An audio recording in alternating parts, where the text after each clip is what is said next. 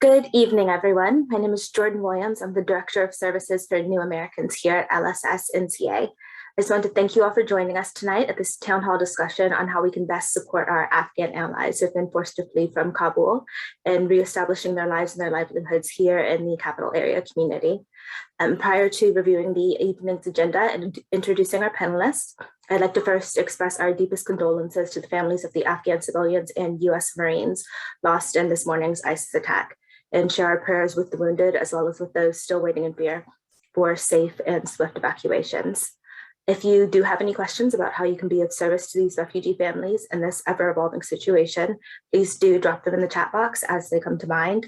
We will address as many of those as we can after our distinguished panelists' presentations, which will be on the overarching humanitarian situation, as well as briefings on the state and local responses. Frequently asked questions are also posted on our webpage for your review at lssnca.org. With that, we are proud to introduce our first guest, Senator Mark Warner. He's kindly provided us with a brief video reviewing his office's response, which will be followed by live remarks. Senator Warner was elected to the US Senate in November of 2008 and re-elected to a third term in November of 2020. He previously served as governor of Virginia from 2002 to 2006, and currently serves on the Senate Finance, Banking, Budget, and Rules Committees, as well as the Select Committee on Intelligence, where he is the chairman. During his time in the Senate, Senator Warner has established himself as a bipartisan leader who has worked across party lines to cut red tape, increase government performance and accountability, and promote private sector innovation and job creation. Senator Warner and his family live in Alexandria, Virginia. Let's give me a moment to swap over to the video.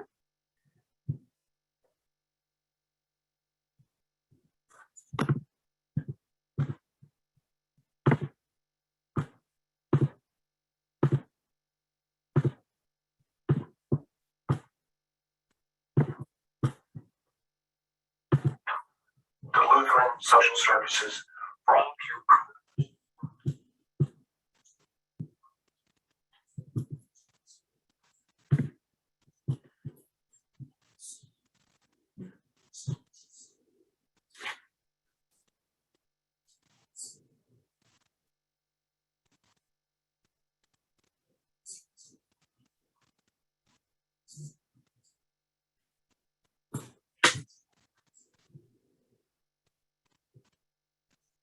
Jordan, I'm sure you know this, but we're not able to hear right now. So I don't know if you can hear it on your end, but as I can. We're not able to hear it. Yeah, I can hear it on my end. Let me see.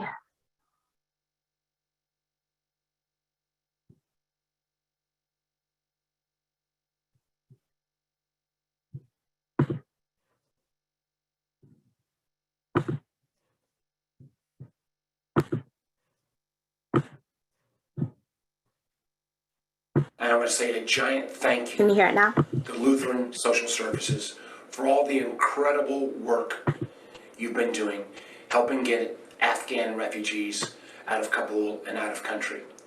I think we've all seen the enormous images at the airport, the chaos, and the human agony that we have seen displayed, and I've been hearing about in my office as I get contacted literally by families all across the Commonwealth. So to the great work that your caseworkers, social workers, other folks who are getting people out and then helping these refugees go through a resettlement process, I can't thank you enough. I know my office is literally working on thousands of cases, and I've got Bo from my office on this call. He will be able to share with you if you have additional cases where we may be of assistance. There will be a time when we can figure out why we were not better prepared for this ultimate circumstance. But right now, over the ensuing days and weeks, we need to make sure that we get our citizens, our green card holders, our SIV visa holders, and we have many, many of those in Virginia, in Northern Virginia in particular. And you at Lutheran Social Services have been a critical component in having this exodus so far, God willing, with no loss of life of American citizens. Please, let's roll up our sleeves and continue your great work. God bless you, and to a safer and hopefully a little more sane world going forward.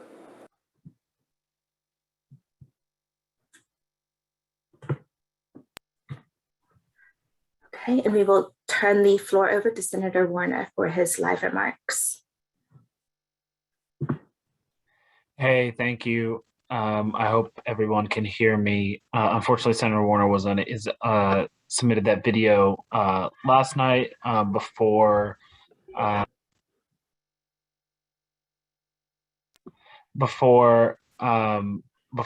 horrific situation that happened in Kabul today.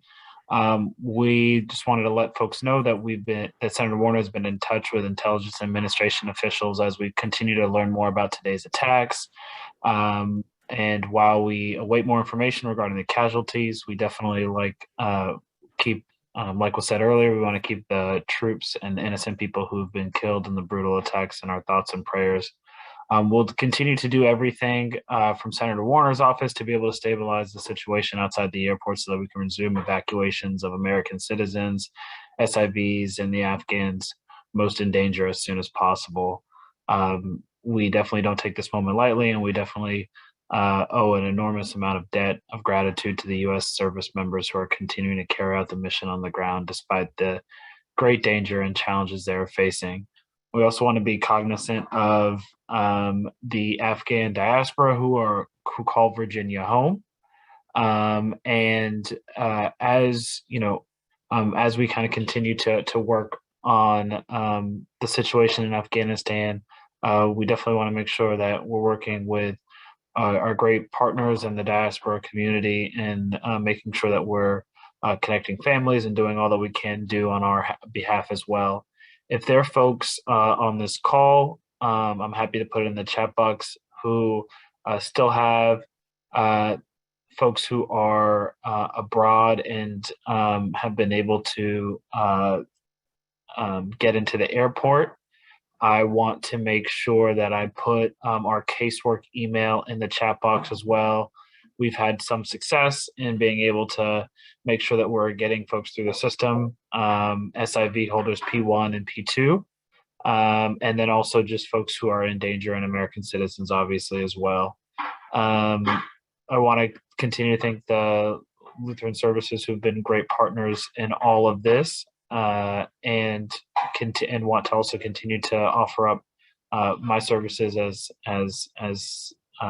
needed and as a fit. And so to all those who have been affected on this call and all those who are doing great work, thank you so much for that. And especially to the diaspora, who I know have a lot of family over there as well. Our hearts and our thoughts are definitely out to you all, and want to continue to engage that community. Especially, I know I see some folks in the chat saying there's folks in Maryland and DC and Virginia as well. And so definitely want to make sure that I'm staying engaged with you all as well. I'll put my email in the chat, and thanks so much.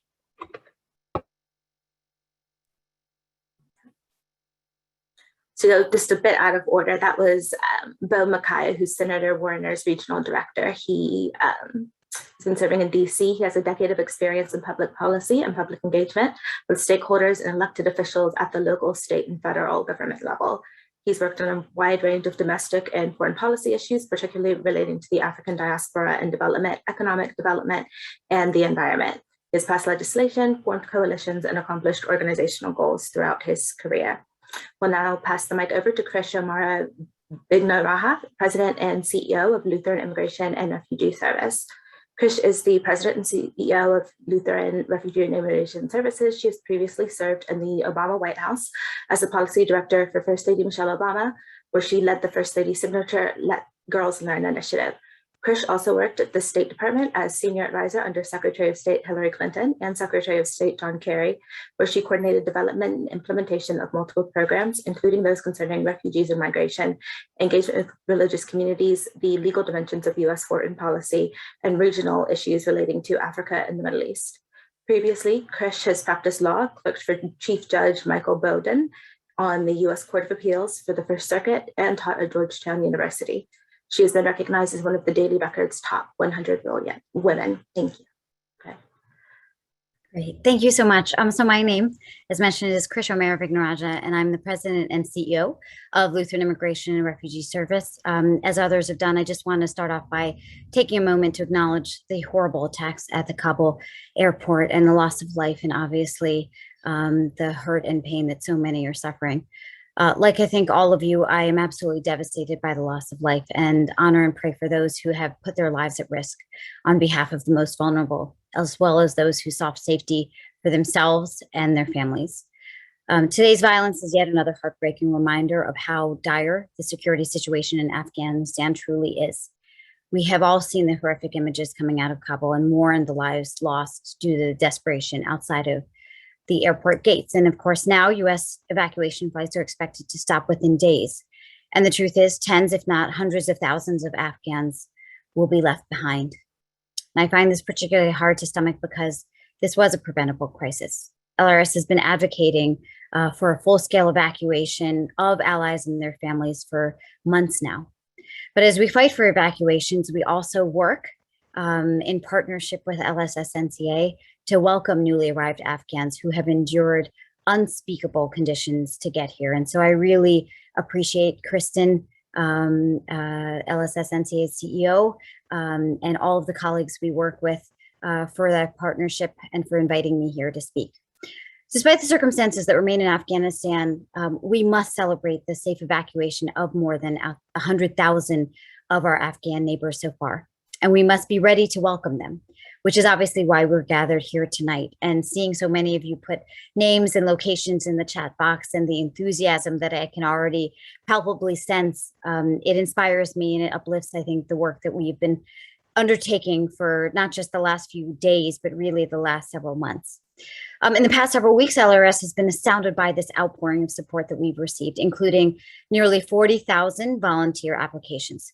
So many people have reached out to us asking how they can help. And I know that that is going to be a key question that we aim to answer today, including our friends at Walmart, who recently chose LRS as one of the 3 national organizations to support through $1 million commitment to aiding incoming refugees, as well as veterans and their families. And of course, our friends at Airbnb, who are working directly with LSSNCA to provide housing in Northern Virginia, and have also pledged an additional $200,000 to support housing really all across the country. In fact, while many of our Afghan neighbors are resettling in the DMV area, we have seen groups arriving in locations across the country, notably the Seattle-Tacoma area, Fort Worth, and Houston. Recently, however, LIRS has received special requests for assistance in other states and cities, including the Carolinas, New Mexico, Michigan, Minnesota, and Massachusetts. So obviously, this is going to be a countrywide effort. With so many of our Afghan neighbors resettling across the country, we have our work cut out for us, but we are really emboldened by your support. I know that many of you may be new to refugee resettlement, so I wanted to take a moment to tell you a little bit more about LIRS and the work that we do with partner agencies like LSSNCA. So as you likely know, refugees often flee their home country to escape war or persecution due to race, membership in a particular social group, political opinion, religion, national origin. So they register with the United Nations High Commissioner for Refugees, or UNHCR. UNHCR then refers them to the Department of State's Bureau of Population, Refugees, and Migration. And then after a pre-screening, their information is sent to the State Department's what we call Refugee Processing Center, which coordinates with the refugee resettlement agencies. So there are 9 of them. LRS is one of those 9 national agencies. So the Office of Refugee Resettlement then coordinates with these resettlement agencies like LIRS, who in turn work with partner agencies like LSSNCA to deliver services ranging from housing, job placement, English as a second language classes, and many more other services. Unfortunately, that process applies largely to refugees that come through the US Refugee Admissions Program. And just candidly, due to the chaotic nature of the evacuation and the need to get people out of Afghanistan quickly, the majority of our Afghan neighbors will enter the US under something called Humanitarian Parole, which limits any access to public benefits or services that would have otherwise been funded by the federal government. So this wouldn't have been the case had more people moved through the special immigrant visa process, which would have made them eligible for the 5 years of ongoing services funded by the Office of Refugee Resettlement. So to help support our Afghan neighbors, LIRS has had to work with the government to stand up a parallel support system. Fortunately, we will be able to offer an initial 90 days of reception services through federal support, but obviously that is going to simply not be enough. So we're now working with members of Congress to introduce legislation to ensure that Afghans are eligible for resettlement services. But in the meantime, we're hard at work to provide resources and protection for our Afghan neighbors. So at the same time, all of the nation's resettlement agencies are also working with the government alongside private partners to ensure that those who have come to seek safety on our shores are given the stability they deserve through longer term services, including, and just to outline some of the key needs that we're talking about.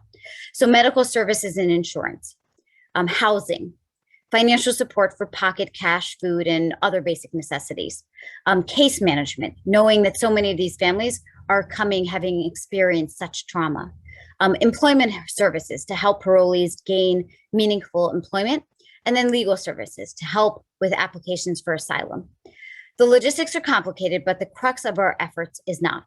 We're going to do everything we can to welcome our Afghan neighbors. And so let me end by saying this work isn't easy, and it's not going to get easier. But at LIRS, we have been committed to this work of welcome since 1939, and we've done this before. After the fall of Saigon, the US evacuated about 130,000 Vietnamese. I imagine many of you in the audience tonight have your own story of this experience. LIRS, ourselves, we went from being a 4-staffer, small nonprofit, to being a more than 100-staff crisis response organization. 50 years later, we are stronger than ever, and we are strengthened by our incredible partners at LSS-NCA and across the country. We're so grateful that folks like you have joined us in this effort, and I know how much it will mean to our Afghan neighbors. I know because I myself am a proud immigrant. My parents left an island, Sri Lanka, as it was entering civil war, desperate to protect our family. They brought me to this country when I was just 9 months old, coming with no jobs, just $200 in their pockets, and 2 very young kids in their arms. And we arrived as strangers on foreign soil, and we were welcomed by our community in our new hometown of Baltimore. It was then that the meaning of Matthew 25 took on a very personal meaning for me. For I was hungry, and you gave me something to eat. I was thirsty, and you gave me something to drink. I was a stranger, and you invited me in. Neighbors treated us as friends and eventually family. And it was that warm welcome that gave my parents the opportunity to plant roots, to become educators, and open the path for me to go from that basement apartment to Yale and of Oxford, and, as mentioned in my introduction, to the White House. And today I'm speaking to you as the only female CEO of a national refugee resettlement agency. I have a beautiful 4-year-old named Alana. You probably have heard her a little bit in the background. And I know that her life will be easier because my own parents' lives were hard. And to me, that is the American dream. And that's why I believe we should do everything we can to support and welcome our Afghan neighbors, not because they are Americans, but because we are Americans. At LRS, we believe in long welcome. And after the initial resettlement of our 50,000 Afghan neighbors, we will need communities like yours to continue to offer support and welcome. We hope that you will continue this momentum, not just for months, but even for years, because we know how critical this work of welcome is. Our work is just beginning, and we're so glad to stand beside LSS-NCA in this historic moment of welcome. Again, thank you for your support and passion, and I look forward to the discussion.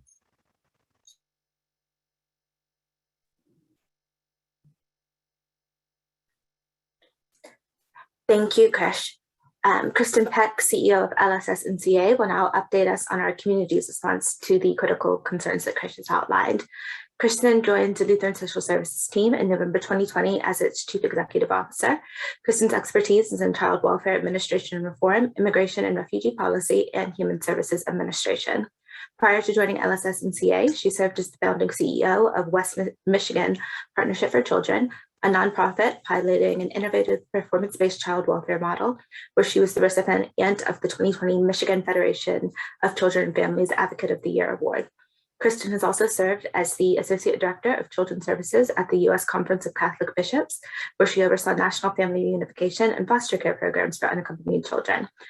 She served as chair of the Vulnerable Minors Working Group of Refugee Council USA, testified to Congress on the protection needs for unaccompanied children and represented USCCB as a subject matter expert on unaccompanied children at UNHCR's annual consultation meetings in Geneva. Good evening. Thank you so much for your time this evening. And thank you, Krish and Bo, for your remarks. It's always a pleasure to work with you both. And we are so grateful for the support that we're receiving from the state of Virginia and from LARS. And we could not do this response without you both. As my colleagues have already done, I want to express my sincere condolences for those US and Afghan citizens who lost their lives today. We lift them up and their surviving families in prayer. And amidst the tragic news of today, being with all of you to channel our collective grief and our upset towards humanitarian action is the only thing that feels right to me. Many of you have reached out to us over the past few weeks, asking what you can do to help us serve Afghan allies. So many of you, in fact, that we haven't been able to respond as quickly as we would have liked. And I'm so sorry about that. We're working on it. And that's why we scheduled this town hall. And so many of you RSVP'd that we had a mad scramble today to upgrade our Zoom account to accommodate everyone. Over 3,400 of you have signed up to volunteer with us. Thousands of you have donated in kind or direct contributions. And we are so heartwarmed by this incredible community response. It is the bright light amidst the darkness, and it sends a strong message to our allies that they are welcome here. Allies like a 30-year-old who I met, who worked in human resources for a US government contractor. She was targeted by the Taliban for her work supporting US missions and was followed on her way home from work in the evenings. She began to receive threatening text messages. She and her husband were one of the last flights out of Kabul before the airport was overtaken by the Taliban a few weeks ago. She's worried about her family members who are still in Afghanistan and for the future for women and girls in her country. She is one of the approximately 300 allies we've been able to provide welcome and service to since July 31st. LSS-NCA has served the DC community for 100 years, and we've been providing services to refugees since World War II. We've pivoted to accommodate new and emerging refugee populations and have been serving Afghan special immigrant visa holders since the status was introduced in 2002. As of August 26th, we are currently receiving approximately 80 referrals every week for Afghan allies. We anticipate serving upwards of 850 allies between July 31st to the end of September. To put this into context for you, in the last year of the Obama administration, we served approximately 1,500 refugees. And during the 4 years of the Trump administration, we served approximately 500 refugees a year. So this is a significant upscaling for us of our operations, and we're doing so with little notice. LSS-NCA receives funding through state and federal contracts to support new neighbors in their initial resettlement and long-term integration. As this funding is limited, we rely on partnerships and community-based support, including monetary donations, public and private foundation support, and in-kind contributions. And in particular, in their journey towards self-sufficiency, one of the greatest needs for our new neighbors is rental assistance, given the very high cost of living in this region. I know you are all here to know what you can do to help, and so I'll get to it. We have 5 ways you can help. So the first is donating. A gift of any size offers immediate assistance to arriving families. It covers things like transportation, temporary housing, rent, and other urgent needs. Secondly, ACT. We're calling on volunteers to help provide transportation, set up apartments, and assemble and collect welcome home gift boxes. On our website, we have a volunteer interest form, and we invite you to fill that out. Advocate. Please send a message to President Biden saying you support a full evacuation of allies from Afghanistan as soon as possible. Start a fundraiser. If your workplace, congregation, or neighborhood is interested in starting a fundraiser, we encourage you to do so. We have, if you're a business owner, we have many businesses who are pitching in and donating a portion of proceeds to our arriving families. Once you've collected funds, you can donate them through our donate page on our website or send a check to our DC office. You can also start a fundraiser through our Facebook page. Please be sure to subscribe to our newsletter to stay up to date on the evolving situation. One thing I want us to all keep in mind is this is a marathon and not a sprint. While we are heartened by the many responses we've received, I want to ensure that these responses continue in the next month, 2 months, 3 months, and 6 months. Because what our allies need are new neighbors who knock on their door and say, how can I help? They need to have that person who they can rely on if their kid gets sick and they need to take them to the doctor. They need people to help mentor them and do interview practice with them. So I ask of you if you're not able to give now, that's okay, to put this on your calendar to check back in next month or 2 months or 3 months. We'll still need you as a partner. At this point, I wanted to make sure we can open it up for your questions. I know there are plenty coming through the chat.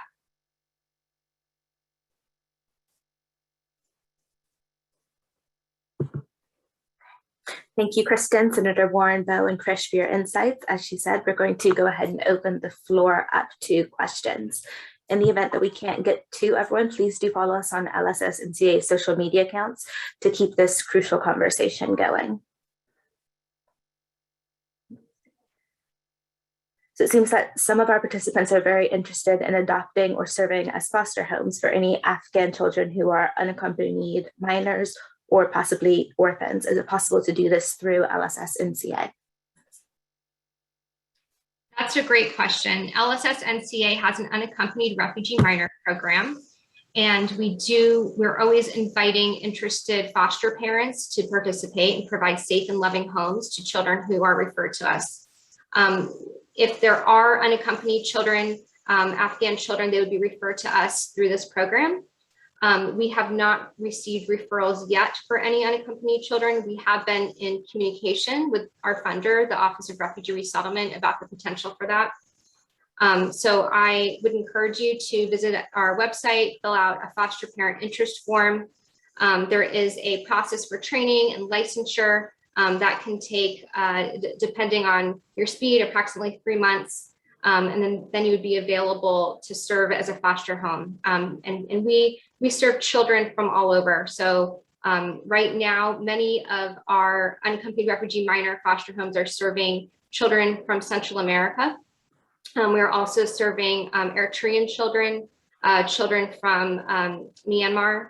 And so there are plenty of children who need a safe and loving home, and we invite you to apply to be a foster parent. Thank you. Our next question is for Krish. Is it possible to coordinate needs by the geographic area codes in the US? Is there an opportunity or some sort of development for interfaith forums and networks to support the Afghans? Yeah, and it's really been incredible to see what is a coalition effort. I know that there were also some comments about veterans groups. So we are a part of a coalition called Evacuate Our Allies, which is veterans groups, interfaith groups, humanitarian organizations, and we are the one national resettlement agencies that is a part of that. And our efforts are very much in terms of not just making sure that we can mobilize the resources in areas that we expect there to be a significant number of Afghan allies resettled. Typically that is California, Texas, and then of course the DC metro area, Pennsylvania. But we are going to see an increased number, we expect, to states like Washington and Oregon as well. So our goal is to make sure that we can mobilize all of the interested groups. And it really has been amazing to see the bipartisan interfaith effort that is focused on this issue. Thank you. Our next question is, who should we contact if we have housing available? It might be for Kristen. Great question. On our website, there's a volunteer interest form, and there are options on that interest form to indicate if you have housing available. That's one of the questions that's asked. We also have a form on our website for home setups, if that's something you're interested in. We always need groups to do home setups for newly arriving families.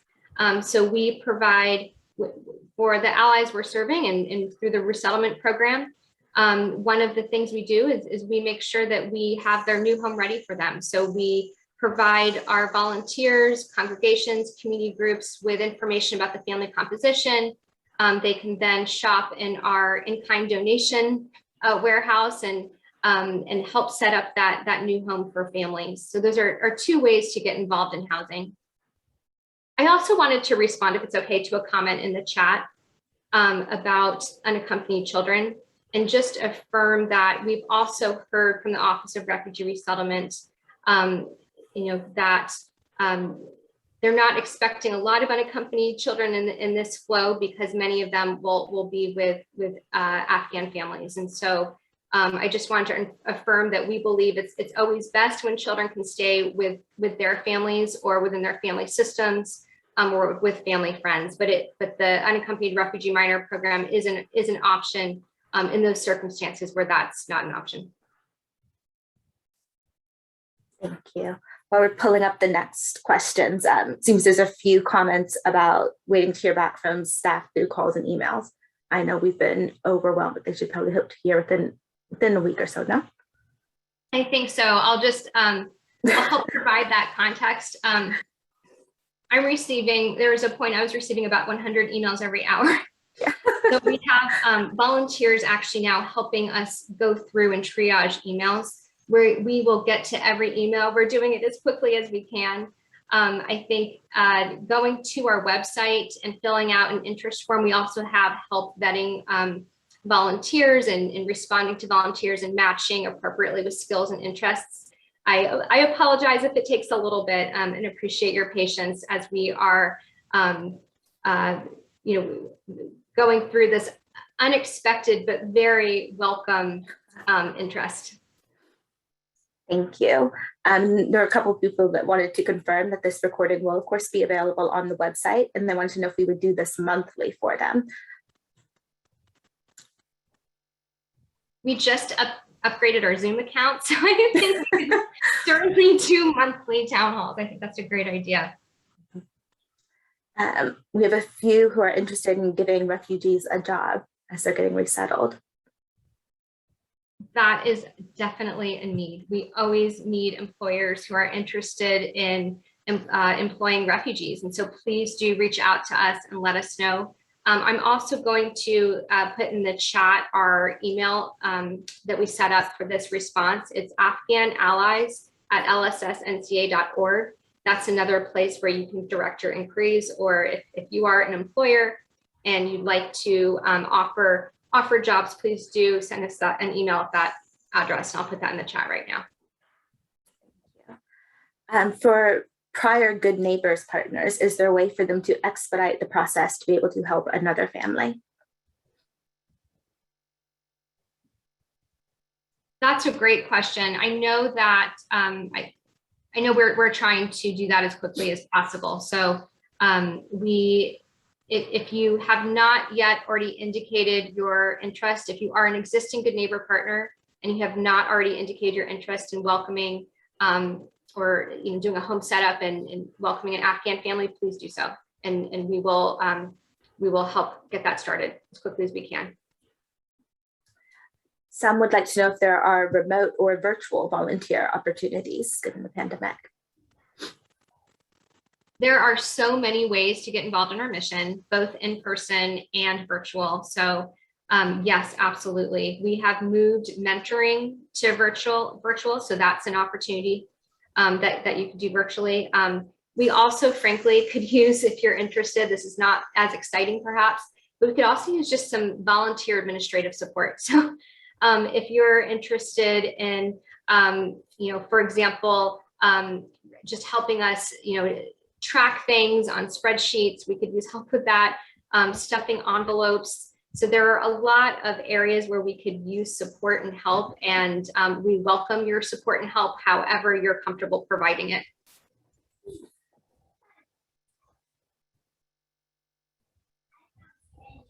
Jordan, I'm sorry, you were on mute for that question. Sorry, I think that helps to answer the next few questions as well about how to help volunteer if you're not in the DC area, would be those opportunities. Some would like to know if LSSNC is taking clothes donations, toys, masks. We are not set up right now to collect clothing, although there are many mosques in our area who are collecting clothing, and so that would be a good option. I'm so sorry, what were the other options that you just mentioned? Clothing, toys, and then masks for COVID. We always accept toys. Yes to toys. You know, I have to check on masks. That sounds like that would be a need too. So I'll say yes to that. I think we don't have the capacity for clothing, but we could do masks and toys for sure. Thank you. And I can just jump in there because we are kind of going to be a satellite location for LSSNCA in terms of a donation drive that we launched yesterday. So for the next 2 weeks or so, we're collecting at our headquarters in Baltimore. And then, you know, so long as LSSNCA needs certain goods, we're going to be sending them there or otherwise to affiliates that we have in the region. So if we can kind of help stockpile, count us in. We're right across from the Maryland Science Center. Good, thank you. This next one is for Krish as well. What are the opportunities for advocacy? And then specifically, is there some sort of open letter to President Biden in process? Yeah, it's a great question and perfect timing because we are planning to launch a couple action alerts around this issue.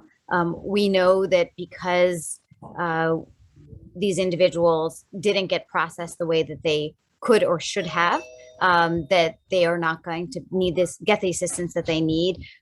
I've had really good conversations, frankly, with members on both sides of the aisle in the last week, and there is strong support for this, but I don't think we can take anything for granted. And so we need to push in the next week or two, because candidly, knowing that there are tens of thousands of families who are going to arrive, the only way that partners like LSSNCA and partners all across the country can do right by these families who need and deserve a hero's welcome, it's going to be having the federal resources in addition to the, you know, amazing private enthusiasm that we're seeing as well.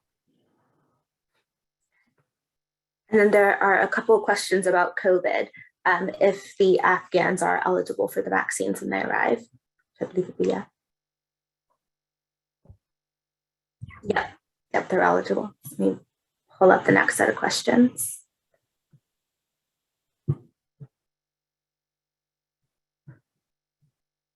We're scrolling. So it looks like there's several in the category of in-kind donations, some on furniture, clothing. Forgive me, I'm scrolling through. Absolutely. So so I'll go over the list of in-kind donations that we need. Gift cards are huge, especially to grocery stores. So Giant, Harris Teeter, Safeway, Aldi, that would be very welcome. Backpacks, school supplies, SIM cards. A lot of our clients need SIM cards for their phones. New laptops, new smartphones, cleaning supplies, brooms, mops, ironing boards, hangers, pillows. And then we have on our website information about our welcome gift boxes. We do have on our website also drop-off times and locations for in-kind donations. I will also say that, you know, due to volunteer staffing capacity, just check our website before you come because the hours change weekly or depending on our capacity to staff the in-kind donations. That kind of helps to answer the next few questions about when they can volunteer. Is it just 9 to 5? Is it on weekends? It'll be changing as the situation evolves. So actually, I'll help answer that. Okay.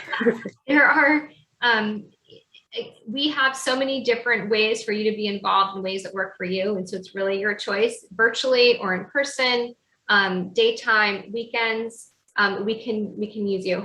We can use you. You know, one of the things that one of the things that we have volunteers doing right now is managing our in-kind donations. So collecting them, organizing them, ensuring that our office is set up so it's easily shoppable by our clients and they can find things. So that's an example. Volunteers can do things like help us distribute in-kind gifts to clients. We are looking to set up very soon in the parking lot of our Fairfax office a health clinic, a school enrollment clinic, and then also we're looking to have food there as well. So we are talking to farmers markets. We're talking to Maryland Food Bank. So that's an upcoming option. We're thinking Tuesdays and Saturdays, and that would be really a one-stop shop for our allies. They could come to our office, meet with their case manager, shop our in-kind donations, get their health screening, enroll their kiddo in school, and then ideally if we can get food there too. And if anyone knows how to make this happen and wants to work with me on this, we'd love to have food present there as well for our allies. Wonderful. We have a few people asking if we need mental wellness or psychological volunteers, as well as administrative volunteers. Yes, and yes, and yes. By definition, the people we are serving have suffered significant trauma. I'm also just going to say that, many of our team members have lived experience as a refugee, as an Afghan SIV holder, and they are on the front lines of this response. And that can also be triggering and re-traumatizing for them as well. So I'm very interested in mental health resources for both those we're serving and for my team. And please do reach out to us about that. What did you say in addition to mental health? Administrative volunteers. Administrative, yes, please. I literally have people right now going through our emails because we've gotten so many emails and I want to get back to every single one of you. So we have people categorizing the emails so that and helping us respond so we can do that more quickly. Wonderful. There are questions if there's a single site listing for all of the different places that in-kind donations can be dropped off. For LSS NCA, yes, that's on our website, and I'll drop that in the chat. Right now, it's 2 locations, one in Fairfax and one in Hyattsville. So the Fairfax location is at the Church of Jesus Christ of Latter-day Saints, and that's 4911 Ox Road. And then for our Hyattsville office, that's at our LSS NCA office, which is 3799 East West Highway. So I'll drop that in the chat. And then Krish, I'm not sure if you wanted to reshare also where LRS is collecting donations. Yeah, sure. It's 700 Light Street. So it is right across from the Maryland Science Center in Baltimore. And then also for Krish, there's a question about national resettlement agencies, if you're aware of any organizations in other states and what locations people could drop off donations or volunteer. Yeah, so if you go to the www.lirs.org website, to the Take Action tab, and I'll also paste it into the chat. We've identified 4 locations, one including the DC metro area, but all across the country where there's going to be particular needs, but we're expanding that actually in the next few days. So you can go there and then specify your region. There's also a general tab. But that's how we are trying to identify where volunteers may be able to help our partners all across the country. Good, thank you. We have a few questions if we have any demographic data on our family. Are we getting many kids, many elderly, women coming on their own? That's a great question. I can circle back and get back to you. I know just from being in the office, we're seeing a lot of families. I don't have specific data, but we are seeing a lot of families and larger families too. Mm-hmm. And then for Krish, could you please elaborate on the process for how someone with a special immigrant visa comes to the U.S.? Just to make sure I understand the question, how soon someone with a special immigrant visa? how the process works, I believe was their question. I guess how they apply, how they get approved, how their family members would be linked to them. Yeah, so I'll very quickly articulate. There's essentially two systems. So one is the traditional system and one is the system that we're operating in. So the traditional system is that a person who served as an interpreter, translator, driver, embassy clerk, etc., basically someone who worked for or on behalf of the US government is eligible. Historically, it's been that you needed to have worked for 2 years, but there was recent action taken so that the requirement is just is 1 year. The process, unfortunately, has been backlogged. So on average, it's taken about 3.5 years, though by law, it's supposed to have taken 9 months. And so that's why I say that, you know, for these individuals, the bureaucracy failed these people. And so as a result, they are going into a category that is much more precarious in terms of humanitarian parole. Typically, when you enter the US as a special immigrant visa, that means that you are a SIV holder. You have that visa, which basically means that you are a legal permanent resident. What's happening now due to the emergency nature, and this is kind of the system that we're operating in, is that many of the individuals we see and will see in coming days are families who are going to be paroled into the US. And then the intent will be that they will be able to change their status, whether it is kind of entering the system, the asylum system, or coming in as special immigrant visas, or going into the traditional refugee resettlement system. And they can be classified as what's called P1 or P2. So it is a different system now as a result of the need to get them out of harm's way and process them either at third countries abroad or here in the US. Thank you. We have a couple questions about specific gift box items, if they can either assemble like a care package and drop that off, or if they can submit, I'm assuming, multiple pieces of something that would go in a gift box to be dropped off. And then if we're aware of anybody else in the DC area that is helping us to resettle Afghan families. Yes, you can assemble a gift box, or you can provide individual in-kind donations. I will say, I just got a text that we don't have the capacity anymore to collect toys, which makes me very sad, but I wanted to clarify that. So maybe bring those. I'm not sure if I can volunteer LIRS for that, but. Yes, especially as my 4-year-old just tried to, it will not go to her, but yes, we can absolutely hold some inventory. And then like you, when my staff says we're cut off, we will make sure that we publicize that. Okay, thank you. So I just learned that. And then I also wanted to advise just to keep an eye on our website again for the places where we're collecting donation and the times. I saw a note in the chat that it says through tomorrow. We'll update that tomorrow. We're still collecting. And I'm sorry, Jordan, what was the other question you asked? I'm looking at it. I think it was, could they like put a gift box together, submit multiples of the same items, be made into gift boxes, variations of the same questions. Yes. And kind of building on that. I think it'd be helpful if we could reiterate maybe the top categories of in-kind donations that we're looking for, and that they'll be on the website, and then also reiterate the types of volunteers we're looking for. Getting a lot of those questions. Absolutely. So the top need for donations is really gift cards. That's for a few reasons. It gives our allies choice. It allows them the comfort and agency to select what they want to buy. And food is a big need right now. So they're able to use those gift cards to purchase the foods that are comforting to them and to their families and that are culturally appropriate. So I would say gift cards are top of our list right now. Also, school supplies and backpacks for kiddos is where we're working to enroll them in school. SIM cards and smartphones, laptops, and then cleaning supplies, brooms, vacuums, mops, ironing boards, hangers, pillows, and then our welcome home gift boxes.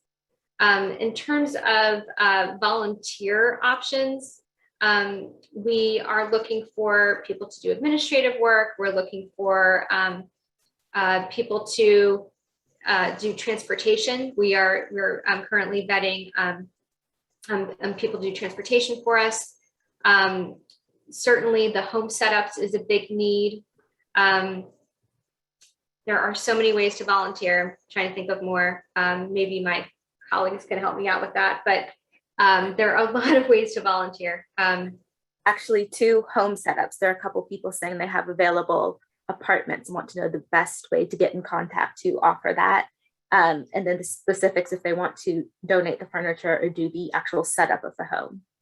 So in terms of apartments, this has been kind of an evolving initiative at LSS-NCA. When we first started this effort at the end of July, we made an immediate call for what we are calling homestays. So an extra bedroom in your home, or an extra space in an apartment. And we were saying that because the cases are coming so quickly, we're not having sufficient time to prepare as perhaps we once did. And so we need a temporary place for families while we're looking for their long-term home.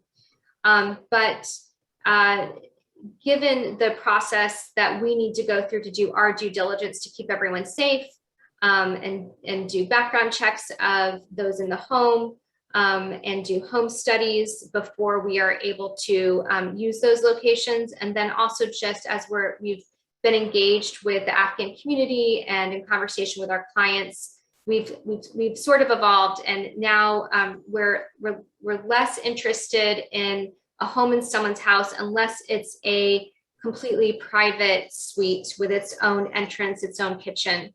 And I think that would make our that would expedite our process and be more comfortable for families. So if you do have a vacant apartment that's yours, or a suite with a separate entrance and its own space for a family, please do let us know. And then for home setups, for the stay, that would be anywhere from 2 days to 2 weeks until we're able to locate a more permanent home. Then we have a few questions about resources for LGBTQ plus populations, if we have any specific services, or if there's an organization that offers those services, how they could connect with clients. That's a good question. That is not something that we know yet is a need in this current influx, but that doesn't mean that it's not. It just means that currently we don't know if it is.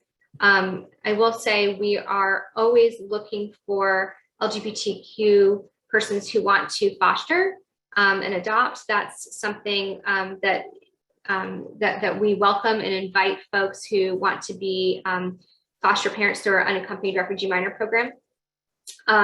In terms of resources in the community, we would, if you work for an organization that has resources to support our allies or others who we are serving who are LGBTQ, please feel free to get in touch with us. We'd love to work with you. Wonderful. There's a question about our volunteer coordinator and how to get in contact with them. Through the website. The best way really is to go to the website and to submit that volunteer interest form. We have a team who is working through those volunteer interest forms, who's vetting our volunteers and pairing volunteers with activities that match their interests and skills and our needs. We have a few questions about Lutheran social services and if we have a specific religious doctrine guiding our services. No, we don't.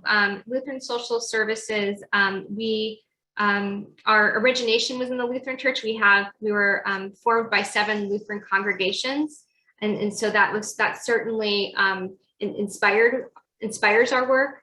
But we serve everyone. We serve all. We are not.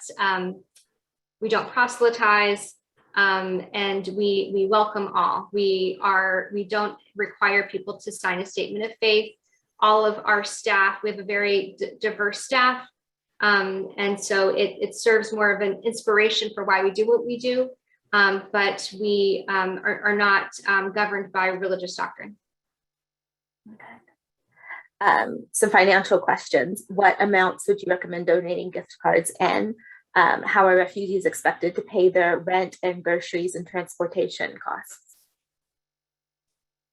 Good question. So for gift cards, I mean, whatever amount that you feel you can give, we would welcome. Think about what your family grocery bill looks like, and we're seeing families of all sizes. We're seeing, the other day we had a family of 7 come in, and so their grocery bill would look different than maybe a family of 3 or 4. So I think different denominations, we can use them all, and we can pair them together if that's a need. But we really welcome anything that you can give. And then I'm so sorry, what was the second part of that question? Building on the same thing, how rent is paid for refugees, how they access transportation or pay for transportation. All great questions. So we receive funds from our grant with LRS through State Department and Office of Refugee Resettlement. And those funds we use towards rent and transportation and other basic needs. However, they fall short of being able to cover the full cost. This is a true public-private partnership, and we would not be able to provide the support that we do without the generous support of our community. So just an example, the funds that we get from State Department are $1,220 per adult, and that's for 3 months.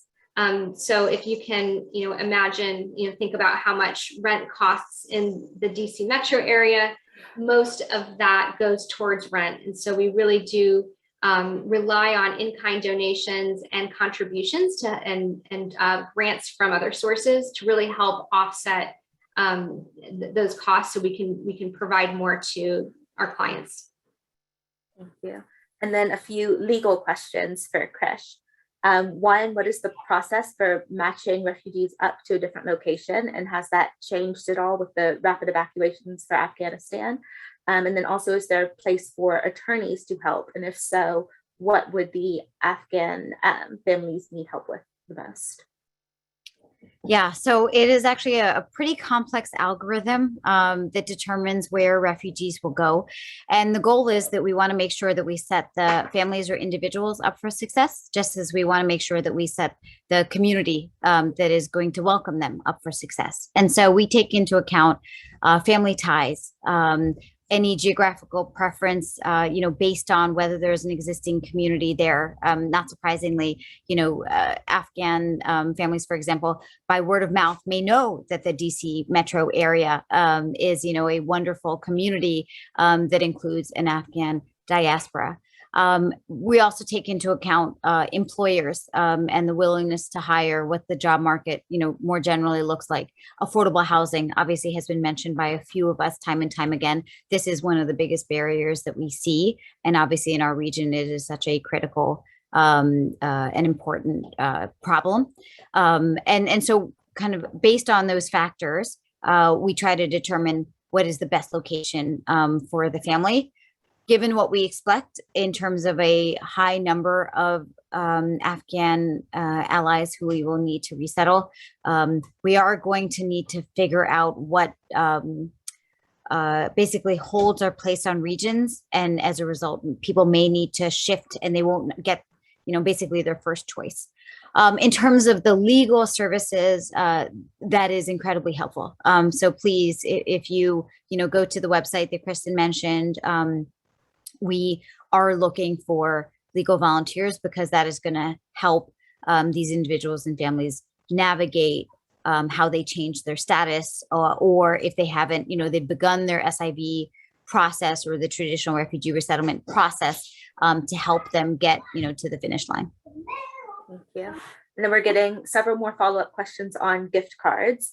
Do we accept gift cards to anywhere or only to the stores recommended on the website? If someone would like to purchase a gift card and mail it in, which office would be the best one to do so?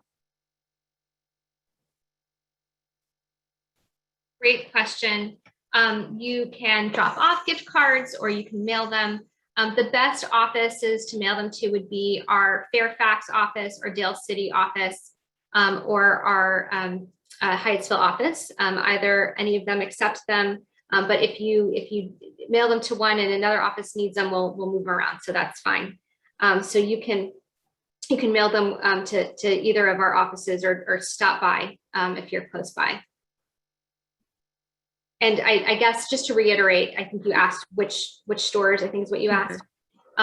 So really, grocery stores are our current critical needs, grocery gift cards. It's such a huge need. We want to be able to provide, if you can imagine arriving in a new country with nothing but what you have on your back, and you just want to give your family some semblance of normality. And so I think a gift card to a grocery store can do that. It allows the family to pick out ingredients to make meals that are comforting, that they had in their home. And so I would just reiterate gift cards. I think, we're very interested in supporting local Afghan restaurants and grocery stores too. So if that's always an option. And then gift cards to just the major grocery store chains, which are just accessible and in the neighborhoods where we're placing our clients. So Harris Teeter, Giant, Aldi would all be welcome as well. And then a few questions about categories of professional services for volunteers. If we have a high need for Farsi speaking people to help with translations, looks like there's a few psychologists, some people that have buses or mass transportation. Great questions. Dari and Pashto speakers are absolutely needed and welcomed. We are actually next week having a town hall specifically with the Afghan community to talk about ways that they can get involved. One of our goals is to match every one of our allies with a Dari or Pashto speaking volunteer to really help add support to the family and to the caseworker. So certainly those language skills are very welcomed and needed. And you can indicate that on your interest form. You are also welcome to come to that town hall we're having next week, specific with the Afghan community to really talk about different ways we can be engaged.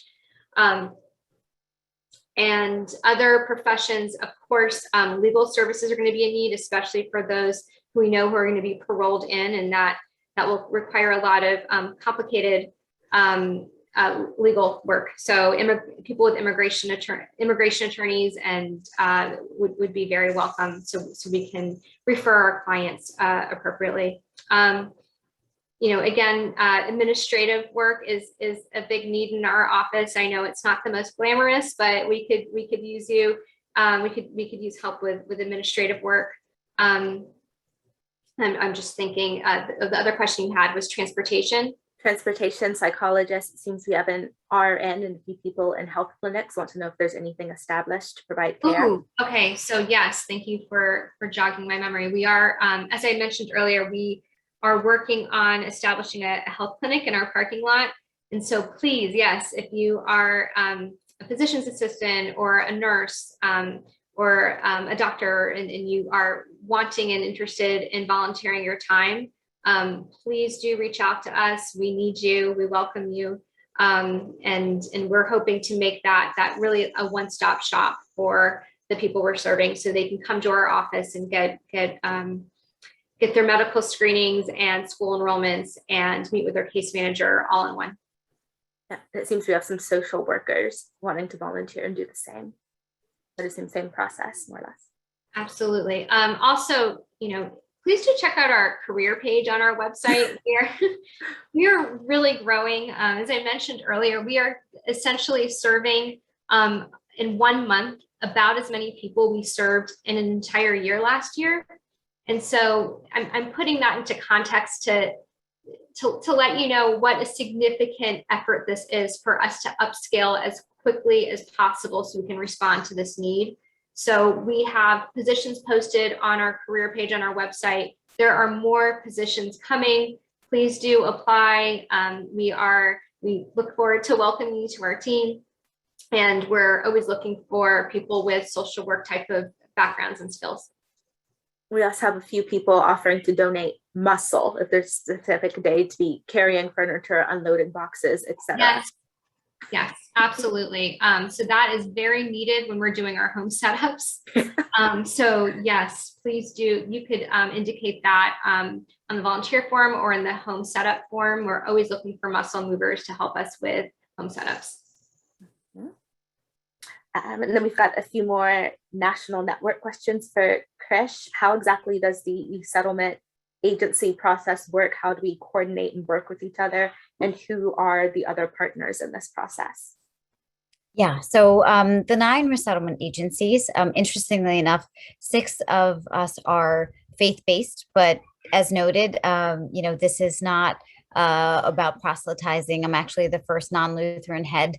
I myself am Hindu, for what that's worth. So really, we operate as national nonprofits, really committed to the mission of providing the support and welcome. So the way that this works is basically the 9 resettlement agencies all have a very strong relationship together. We all partner with the State Department.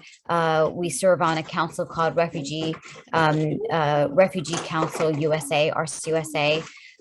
And the goal is to really make the system better, because candidly, when we began this work, for LIRS, for example, was in 1939, we essentially worked with communities in what we call community co-sponsorship. And after developing this program of communities coming together to support refugees, ultimately the federal government nationalized this and made it a federal program. And so here in this case, our hope is likewise to, through a public-private partnership, make sure that we can guarantee every single one of these families, kind of a warm welcome. And so this is very much a interfaith and non-faith effort that we're undertaking. And then there are a few, I guess, more family-based questions. What exactly is the process to become a sponsor? How long does it take? What all is required, etc.? And then for enrolling children in school, are we able to help with that process? Are we planning to do any sort of English language courses? Questions about school supplies needed, and then questions about specific comfort food that should be donated. So Jordan, I'm going to take that one question at a time. Because that was a loaded question. But what I'm going to do actually real quick is show you the page about our, if you don't mind my sharing my screen for a quick minute. I think that might just be easier. So we have this program that we've been referring to called the Good Neighbor Partner Program. And so when I'm talking about home setups, that is a way that you could be engaged in home setups. Can you see what I'm saying? Did I do this right? Mm-hmm. Okay, so our Good Neighbor Partner Program, we invite community groups, we invite groups of friends, groups of families, congregations, multi-faith coalitions. We have a lot of really cool and unique different pairings of groups who come together to be what we call a GNP partner, which is a good neighbor partner. And so there are different levels of commitment if you'd like to be engaged in this program. I'll also say you can just volunteer to do a home setup, and that's perfectly fine too. But if you were interested in this program, there are 3 levels of commitment. So the lowest level of commitment, maybe the starter package, is the level 3. It's a 3-month commitment. You would plan donation drives in your home, community, or congregation. You'd collect furnishings and household supplies, and then set up a new apartment for the family's arrival. The second tier is our level 2. That's a 6-month commitment. So that's level 1 plus really helping out that family within the first 90 days with transportation to and from appointments, and then some other core areas of support. And there is a small fee for that level. And then for the first level, that's a year commitment. So that's levels 3 and 2 plus assistance with rental assistance. That is one of our greatest needs. And so that's full rental assistance for 3 months and then 6 months of partial assistance. So this is again, on the Take Action page on our website under Become a Good Neighbor Partner. There's also, I'm going to just show you how to navigate our website real quick. So if you go to the top of our website, you see this yellow ticker about Afghan allies. And this is where you can find data on how many we've served, how many we've recruited, on donations. And then if you scroll down on how you can help, there are links here. So you can donate here. You can sign up and submit a volunteer interest form right here. There's a link for advocating, setting up a fundraiser with your group or congregation or your neighborhood. And then, of course, staying in touch with us by subscribing to our newsletter. So I know I answered some of the questions. Jordan, do you mind repeating what the rest of them were? I think the rest are more so linked to education. If we help with school enrollment, if we're planning on giving English language classes, one Yes, thing always a need. mentorship. Yeah. Always a need. So we make referrals right now. Right now we don't have ESL in house. That might be something in the future, but we make referrals for ESL classes, and so that's always a need. And then the second question was, it's kind of a group of them. If there's specific school supplies we would like, if there are specific comfort foods we would like donated, and then just timeline clarification around the process to become approved to host a family, I think specifically for unaccompanied children. Okay.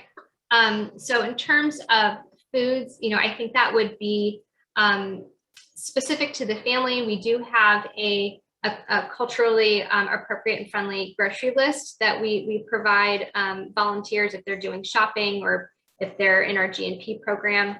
And that's, so that would be one option.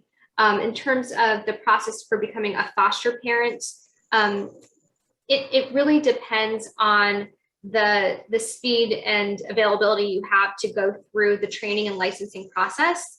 It can be done as quickly as about 3 months. If you go to our website, to our event page, there is a foster care orientation next week. You can register for that on our event calendar. If it's helpful, I'm happy to just share my screen and show that to you real quickly. Let's see. So if you go to our work, URM, that stands for Unaccompanied Refugee Minor Foster Care. You can submit this inquiry form right here to become a foster parent. And then if you go to events and, next month. So this right here, this Virginia URM orientation, that's the Unaccompanied Refugee Minor Program orientation. So you could click here and then go ahead and register if you're interested in hearing more about it.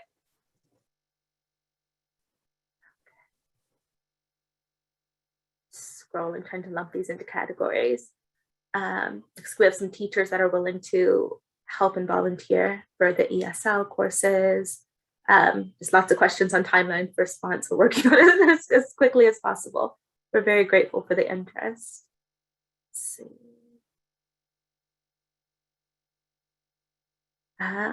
These might be for creche. Are refugees or the SIV holders expected to pay back any portion of the funding they receive in resettlement or of the transportation costs to the US? Yeah, great question. So traditionally, the answer is yes. When you come as a refugee, you receive a loan, a travel loan. And the goal is to repay that loan once you arrive in the US.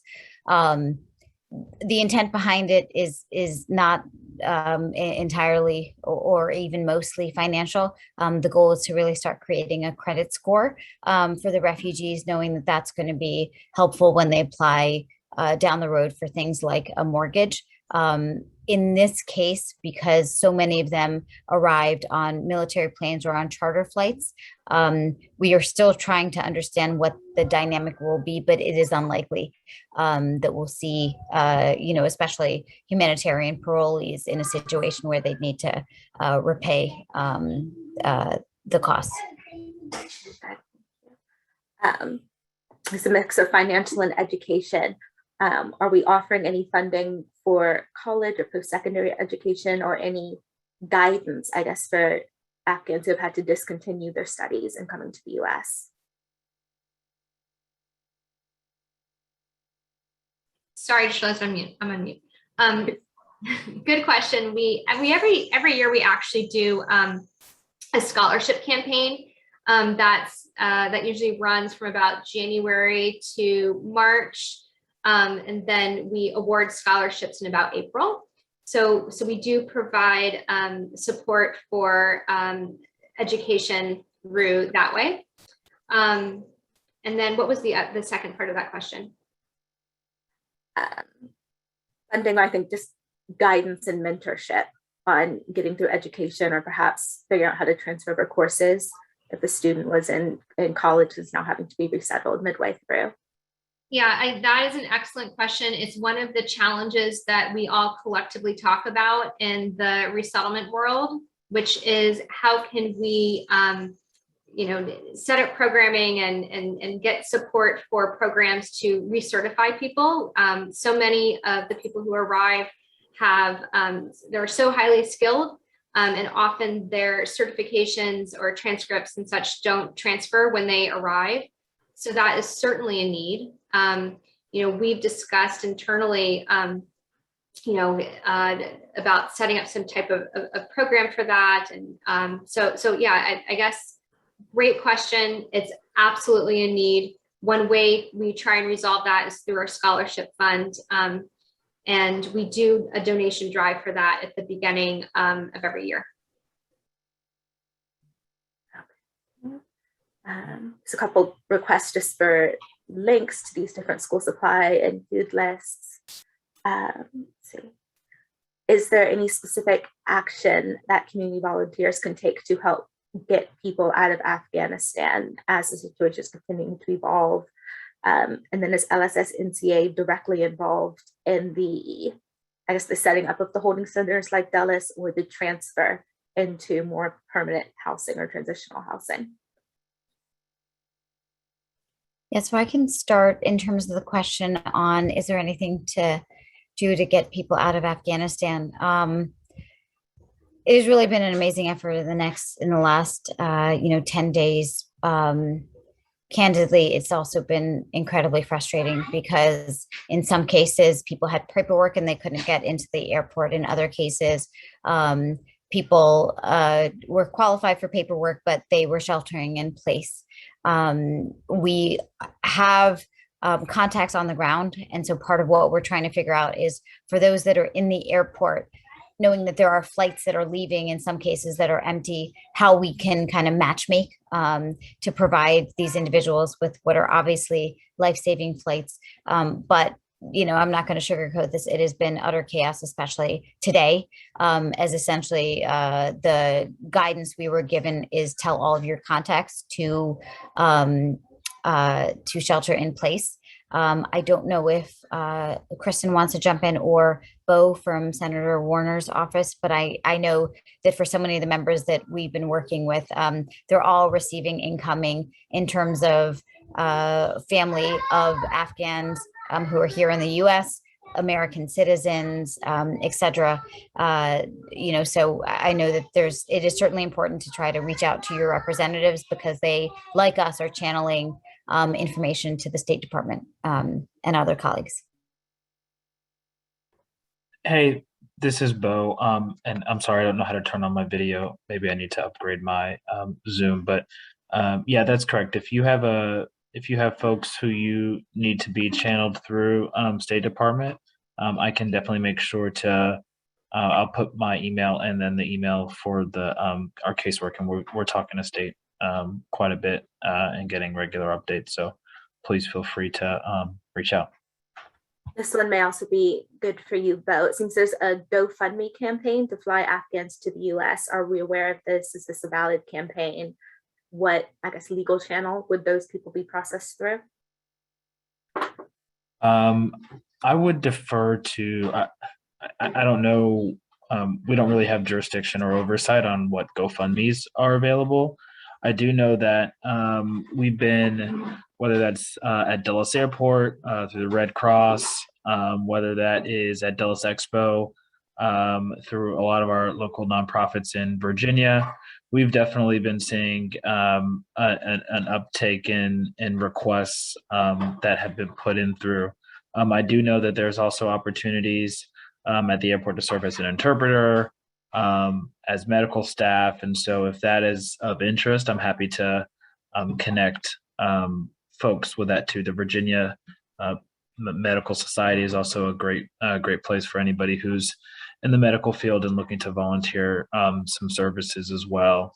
I know that we've been definitely doing a lot of connecting to different opportunities as we hear about them, and but not too aware of what's happening with certain GoFundMe sites. Thank you. And there's a few questions about those who are being sent to Qatar or a European location temporarily. What is the plan to get them to the US, the timeline, the process? Yeah, so candidly, this feels like the right place to say it feels at least like it's building the plane as we're flying it. In some places like Germany, I think there is going to be a limited amount of time that Afghan citizens are there as they're processed.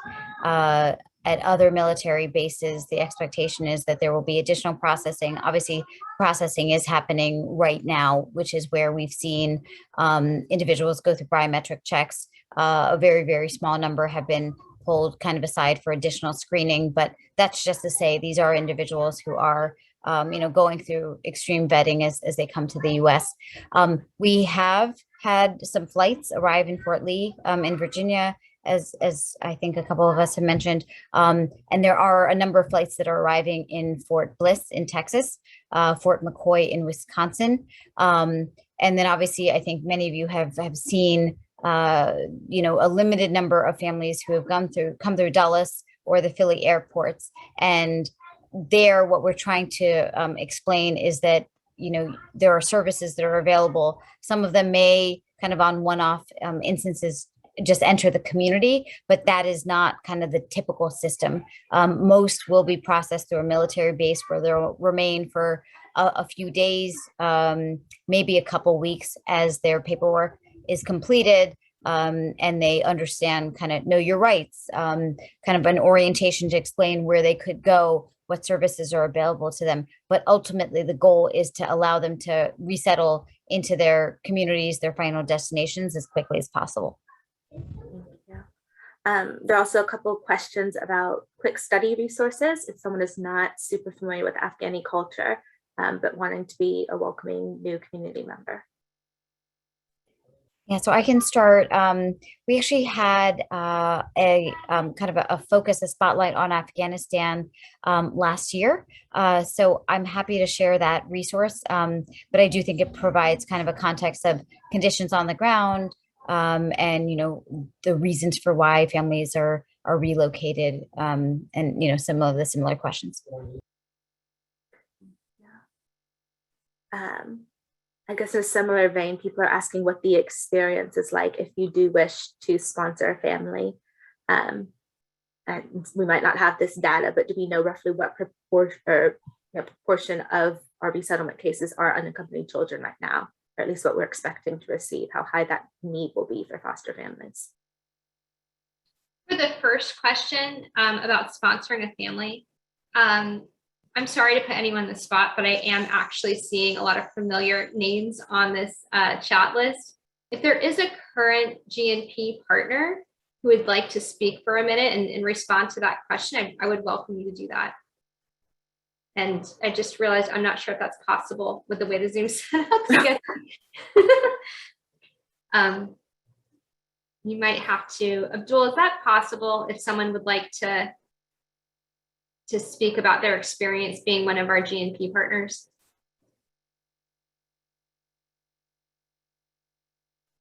Okay, well, okay, thank you. So I guess, how would they do that? Would they just put their name in the chat and then you would activate them? Yes, please. Thank you.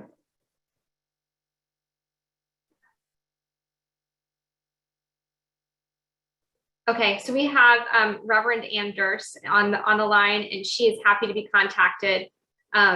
She just included her email in the chat. And Ann, if you are so willing to do so, can we have you talk about that for a moment? And then Abdul, if so, then you would just activate her camera, I guess. She said yes.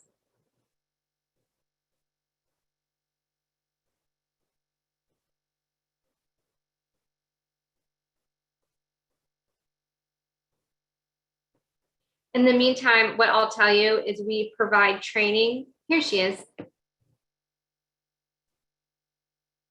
Thank you so much. I'm sorry to put you on the spot.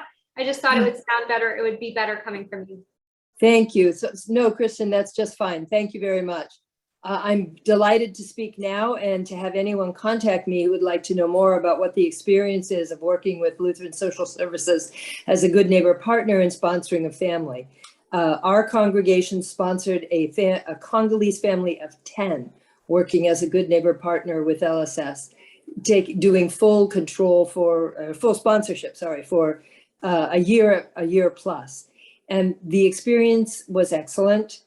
The support we got from LSS was terrific. They helped us with training and organizational planning so that we were able to deal with the multiple needs of dealing with a family that had no English virtually. Many family members were illiterate. And it was a family of 10, so 8 children and 2 adults, and handling all of the aspects of settling a family in the United States, from getting them their appropriate documentation to dealing with education, health, acclimatization issues, transportation, housing. We are eager to do that again, as I think Krista knows, working with Afghan allies now and others also. Afghan allies are coming, but LSS is also still dealing with other nationalities, refugees. The best way to approach it is to work with partners if you can, work with another congregation. Ours is a faith community. We worked with other faith communities and community partners, and find a mentor who's willing to give you advice as you walk through the process. We've put together an entire manual of how we did everything to sponsor that family, which we'd be happy to make available to people interested. And I'm also very happy to speak to any faith community or other community group that's interested in actually doing this and answering your questions. Because honestly, to get this work done, we need people engaged at the community level, working directly in partnership with our Afghan neighbors who are arriving in the US and making them part of a community. If I can answer any specific questions, happy to do that. Thank you so much. I really appreciate you responding to that. And we are so grateful for St. John's Norwood as a GNP partner. Thank you. Yeah. And our admins Abdul and Autumn are signaling that we are out of time. So I just want to thank everyone for engaging with us. Just a few reminders. I'm still seeing questions about like specific lists of supplies, furniture, etc. All of that will be posted on our website. It will be updated continually. In terms of getting back to responses about volunteer signups, please be patient with us. We are reaching out as quickly as we can. And please do engage with us on our website, on social media. We are very grateful for all of your help, your interest, your donations. Just wanted to say thank you. God bless and have a lovely evening. Thank you. It's been a pleasure to spend the evening with you all.